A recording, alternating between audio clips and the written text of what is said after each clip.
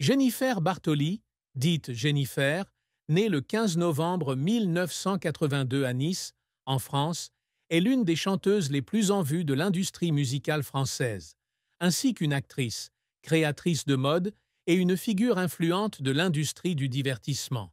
À 42 ans, elle a vendu plus de 5 millions de disques, remporté de nombreux prix prestigieux tels que les NRJ Music Awards, et est devenue une icône avec sa voix émotionnelle et son style de performance captivant. Fille de Michel Dadouche, commercial d'origine algérienne, et de Christine Bartoli, infirmière d'origine corse, Jennifer grandit dans une famille humble mais musicale.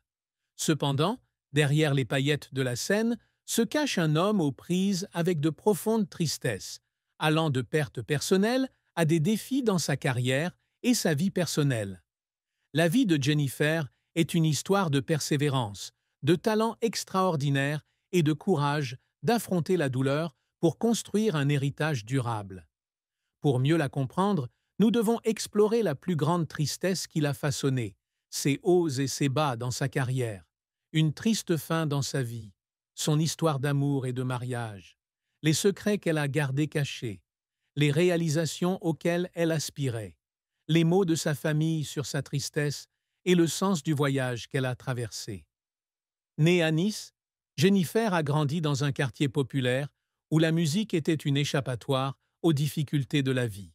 Son père, Michel, est un amoureux de rock et de soul, jouant souvent de la guitare le soir, tandis que sa mère, Christine, a la chaleur et la résilience d'une femme corse.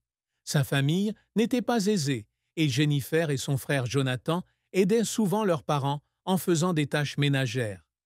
La plus grande tristesse dans la vie de Jennifer était le sentiment d'impuissance lorsqu'elle voyait ses parents aux prises avec des difficultés financières et de santé, en particulier lorsque son père a été diagnostiqué d'une maladie cardiaque en 2005. Elle a un jour partagé que l'image de son père assis distraitement après une longue journée de travail, ou de sa mère pleurant en silence parce qu'elle s'inquiétait de la santé de son mari, étaient des souvenirs obsédants, la faisant promettre de tout faire pour apporter une vie meilleure à sa famille. Une autre couche de tristesse provient d'un traumatisme personnel dans la carrière. Malgré son succès, Jennifer s'est souvent sentie injustement jugée, surtout après avoir remporté la Star Academy en 2001. En tant que plus jeune candidate et première gagnante de l'émission, elle a été critiquée pour avoir réussi uniquement grâce à la chance ou à son apparence et non à son talent. Dans une interview de 2018, elle a admis qu'il y avait des moments où elle se sentait invisible aux yeux du public, comme si les gens n'aimaient que son image à la télévision et non la vraie personne. De plus, ses problèmes de santé mentale, en particulier l'anxiété et de légers épisodes dépressifs après la naissance de son fils Aaron en 2003, ont aggravé sa tristesse, car elle craignait de ne pas pouvoir équilibrer sa carrière et son rôle de mère. Cette tristesse est encore plus compliquée lorsqu'elle est confrontée à un traumatisme émotionnel. Des relations brisées, notamment une rupture douloureuse avec le musicien Maxime Nucci, le père de son fils, en 2008, lui ont laissé de profondes blessures. Elle a un jour décrit cette période comme un cauchemar, car elle a dû apprendre à être une mère célibataire tout en faisant face à la pression de la célébrité.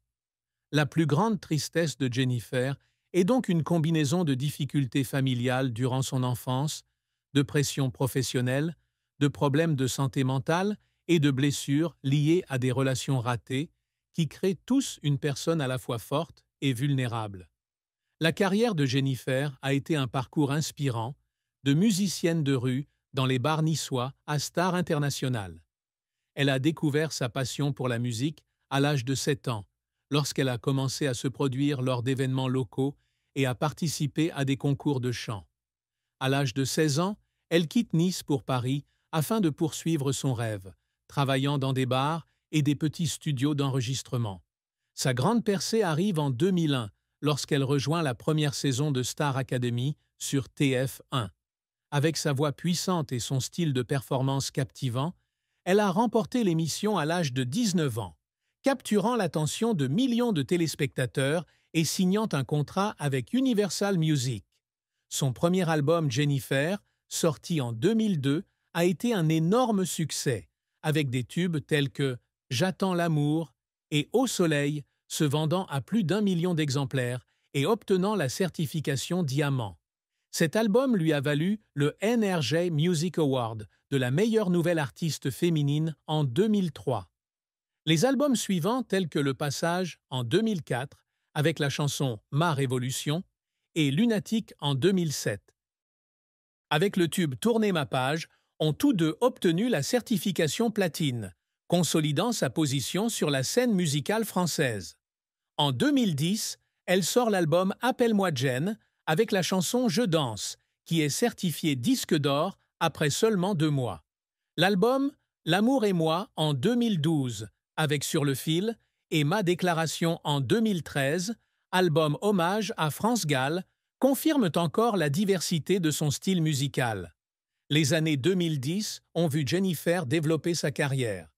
Elle a été coach sur The Voice France de 2012 à 2016 et est revenue en 2019 et 2024, aidant à découvrir de nombreux jeunes talents comme Louane.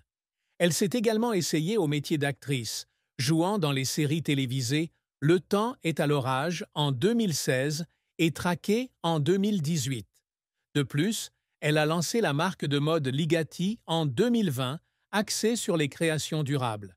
L'album Nouvelle Page, sorti en 2018 et contenant la chanson Notre idylle, a été certifié disque d'or, et la tournée Intime Tour 2019 à 2021, avec des passages à l'Olympia et au Zénith de Paris, a confirmé son attrait durable.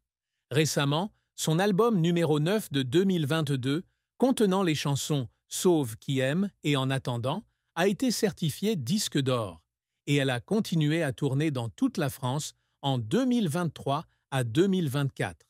Cependant, la carrière de Jennifer n'a pas été sans revers.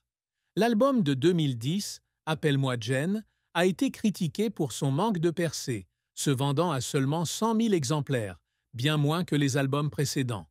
Plusieurs singles, comme L'envers du paradis, 2016, n'ont pas réussi à se classer dans les charts, ce qui lui a valu des critiques selon lesquelles elle perdait son attrait.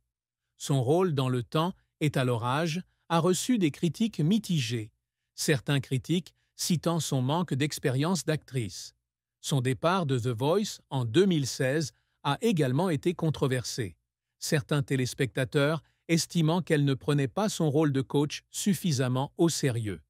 Ces échecs lui ont valu la suspicion du public, surtout lorsqu'elle a atteint la trentaine et qu'elle a été scrutée par les médias pour son apparence et son style. Dans une interview de 2019, elle a admis que ses critiques lui avaient de fait du mal, mais elle a choisi de continuer à créer pour prouver sa valeur. Les efforts de Jennifer s'accompagnent souvent de moments d'émotion.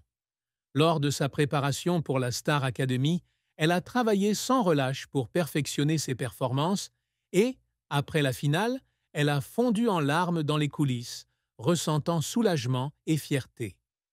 Lors de l'enregistrement de Nouvelle Page en 2018, elle a passé des heures à écrire des paroles et a même pleuré en studio en terminant Notre idylle, une chanson sur le dépassement des difficultés personnelles. Lors du tournage du clip Sauve, qui aime en 2022, elle a dû surmonter de fortes douleurs au dos pour rester en forme, et après une longue journée de tournage, elle s'est assise seule sur la plage de Nice, en pleurant parce qu'elle savait qu'elle avait dépassé les bornes. Ces moments ne témoignent pas seulement de son dévouement, mais montrent également son cœur sensible et sa forte volonté.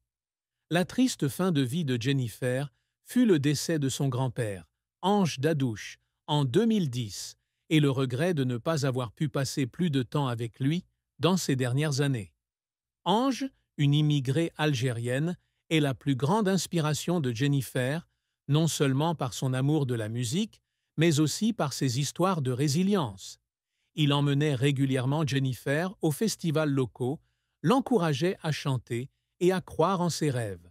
Cependant, l'emploi du temps chargé de Jennifer, avec ses tournées et ses enregistrements pour Lunatique, lui laissait peu de temps pour retourner à Nice pour être avec lui. Lorsqu'Ange décède d'une maladie pulmonaire à l'âge de 82 ans, Jennifer se produit à Lyon et n'est pas revenue à temps pour lui dire au revoir. Cette perte lui a laissé une profonde douleur, comme elle l'a partagé dans une interview en 2011. Elle a dit qu'elle aurait aimé pouvoir revenir lui dire qu'il était sa lumière directrice et qu'elle se sentait coupable d'avoir fait passer sa carrière avant sa famille. Ce regret devint encore plus lourd lorsqu'elle réalisa qu'elle avait manqué des moments précieux avec lui, de la même manière qu'elle avait vu ses parents lutter lorsqu'elle était enfant. Bien qu'elle ait tenté de lui rendre hommage à travers En attendant et ses prestations à Nice, la disparition d'Ange reste un triste chapitre, comme une ballade inachevée qu'elle n'a pu achever. L'amour et le mariage de Jennifer sont une histoire de joie, de douleur et de croissance. Elle a épousé l'homme d'affaires Ambroise Fieschi en 2019, après l'avoir rencontré lors d'un événement de mode à Paris en 2016. Ambroise a été son plus grand soutien, notamment dans les moments difficiles comme lorsqu'elle a fait face à la pression professionnelle ou lors du lancement de la marque Ligati. Ils ont un fils, Giovanni, né en 2021, qui apporte beaucoup.